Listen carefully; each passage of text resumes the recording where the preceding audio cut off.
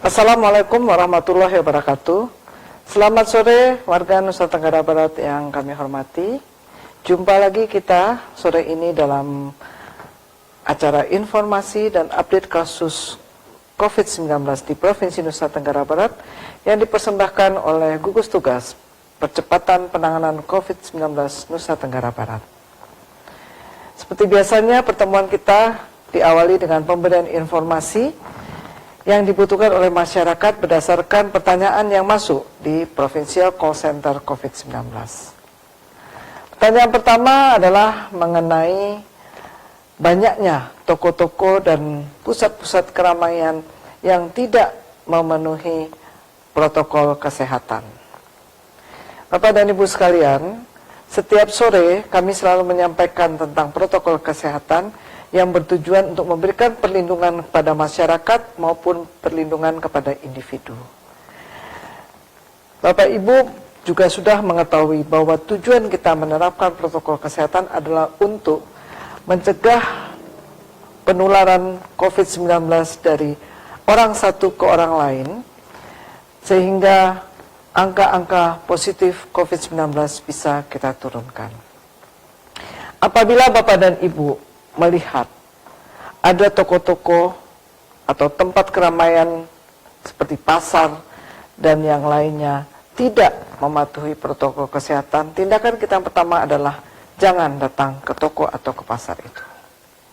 Dengan demikian kita bisa melindungi diri kita sendiri dari resiko tertular COVID-19 di tempat keramaian yang jelas-jelas tidak mengindahkan protokol COVID-19.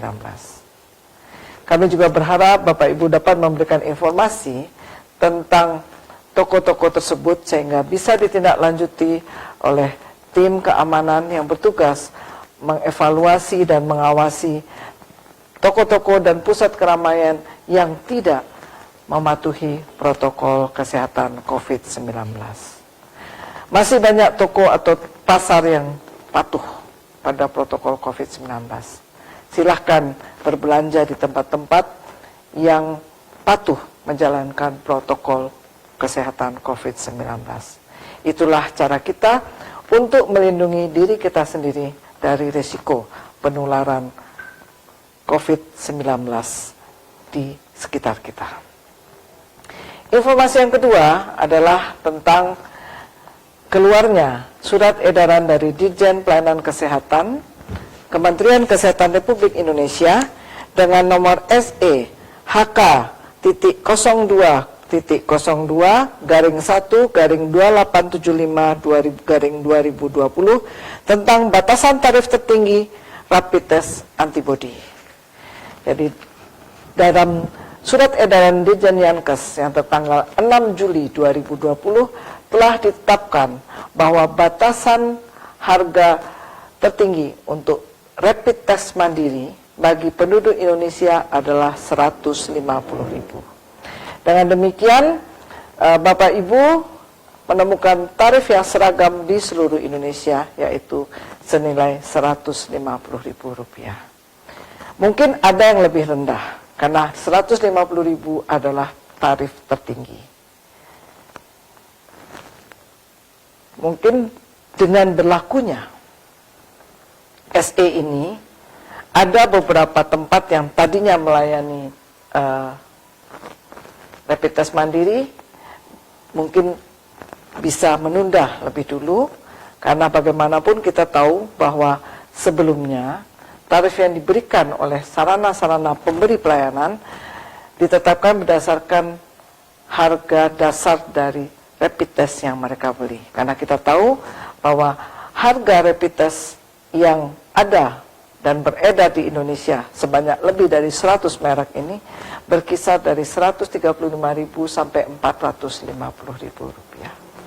Jadi kalau Bapak Ibu tadinya tahu bahwa klinik A atau rumah sakit B melayani pemeriksaan rapid mandiri dan ke depan mungkin tidak melayani, Bapak Ibu silahkan mendatangi klinik ataupun rumah sakit atau laboratorium yang melayani Bapak Ibu dengan tarif yang sama di seluruh Indonesia, yaitu Rp150.000.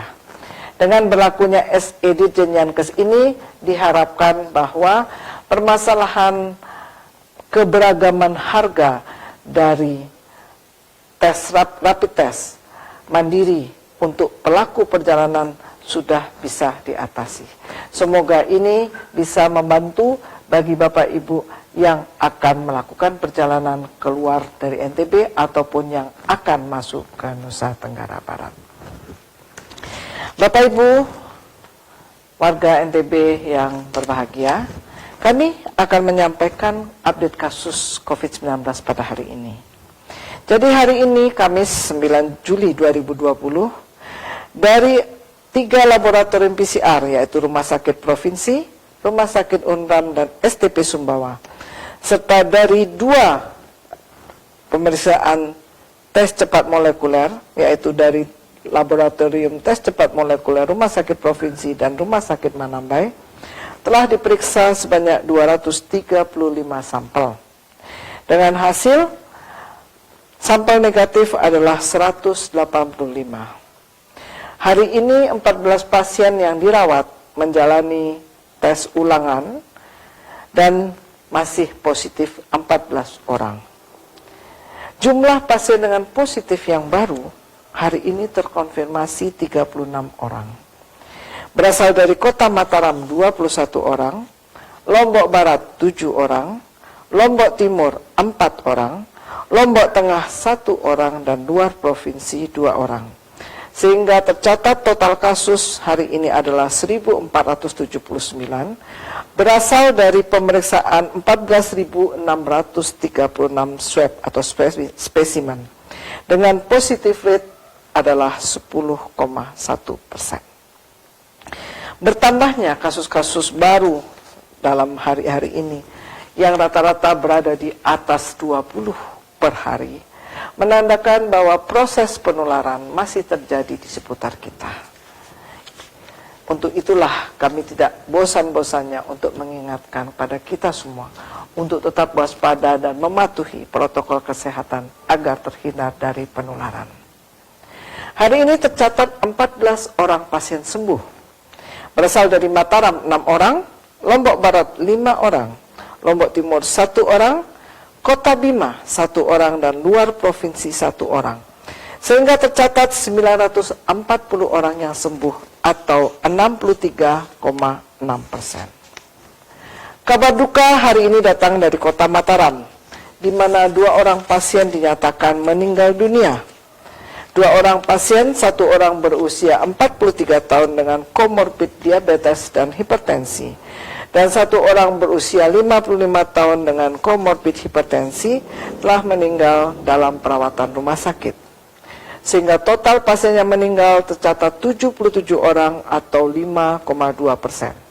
Angka kematian ini berada di atas angka nasional, sehingga patut menjadi perhatian kita bersama agar tidak terlambat datang ke rumah sakit dalam keadaan yang berat.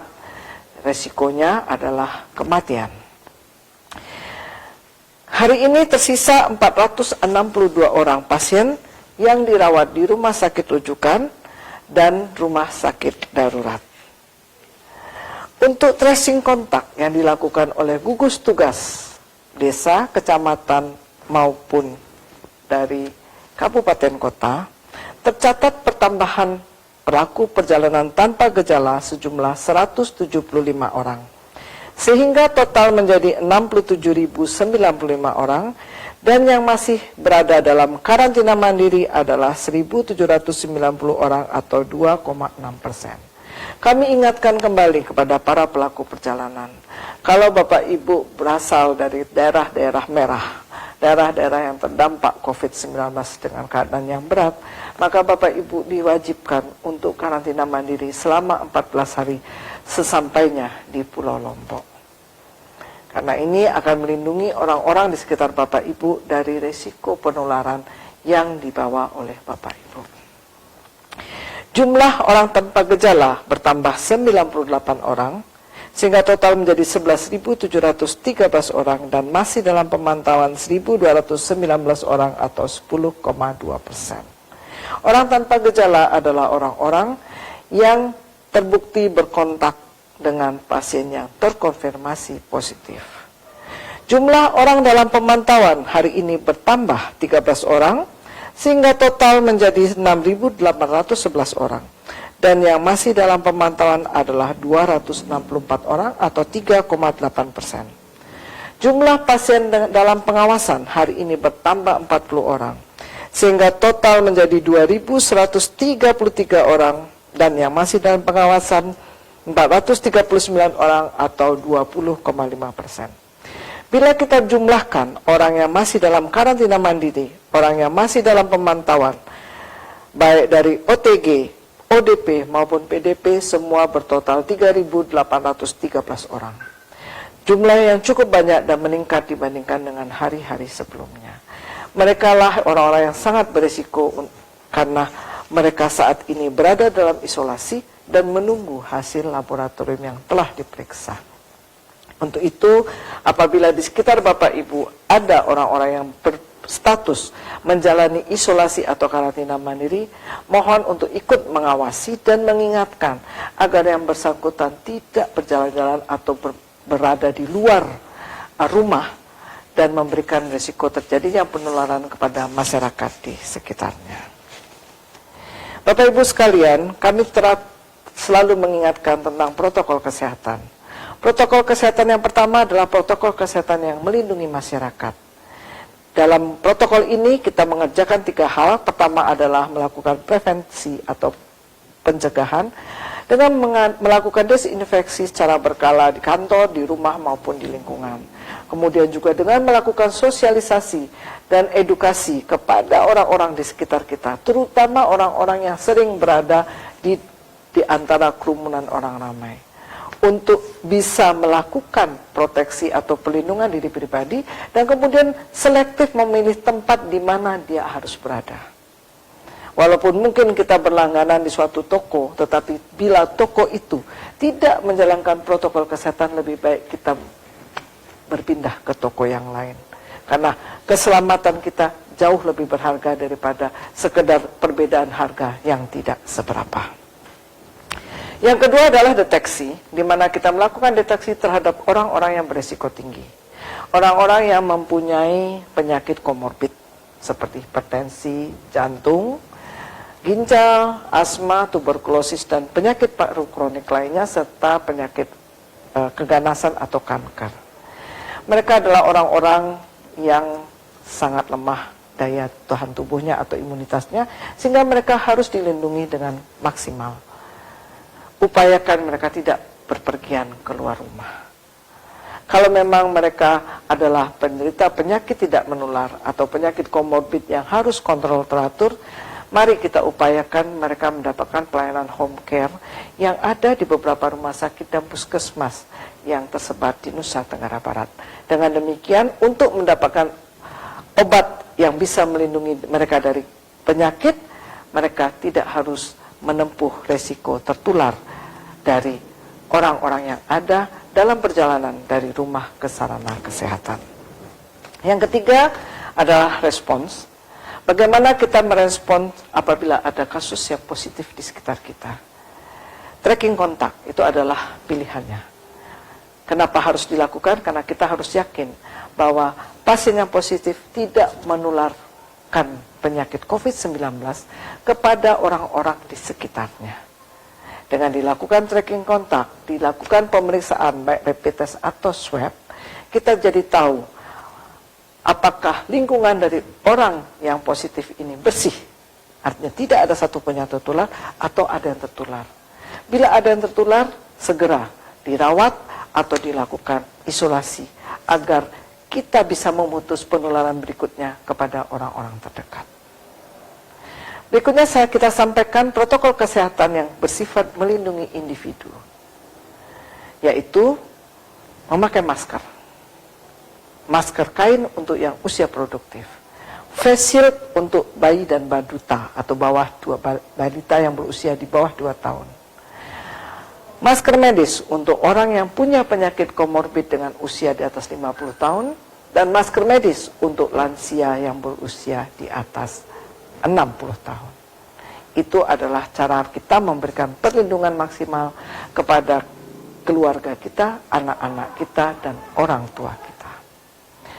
Kedua adalah jaga jarak pada saat berbicara, 1-2 meter agar kita terhindar dari semburan ludah ataupun percikan bersin yang terjadi saat kita berhadapan. Jauhi kerumunan dan keramaian. Resiko tertular lebih banyak di dalam kerumunan dan keramaian. Jangan lupa cuci tangan pakai sabun di bawah air mengalir selama 20 hingga 40 detik. Dan bila berpergian, selalu membawa hand sanitizer agar Bapak Ibu selalu dapat mencuci tangan dimanapun Bapak Ibu berada apabila Bapak Ibu selesai melaksanakan kegiatan. Jagalah kelompok usia rentan, yaitu bayi balita, ibu hamil, dan lansia, serta mereka yang punya penyakit komorbid. Terakhir, tetap laksanakan perilaku hidup bersih dan sehat. Karena perilaku hidup bersih yang sehat inilah yang akan melindungi dari segala kemungkinan kita tertular penyakit, baik itu COVID-19, diare, demam berdarah, dan penyakit paru kronis yang lain. Itulah makna dari perilaku hidup bersih dan sehat. Demikian informasi dan update kasus COVID-19 yang bisa kami sampaikan pada sore hari ini. Semoga ini bermanfaat bagi warga Nusa Tenggara Barat yang tercinta. Bisa menjadi tuntunan untuk mengerjakan dan menjalani kehidupan sehari-hari dengan cara yang sehat, patuh pada protokol kesehatan, dan mengurangi resiko penularan. Stay safe, stay healthy, salam sehat Indonesia. Wabillahi taufik wal hidayah, wassalamualaikum warahmatullahi wabarakatuh.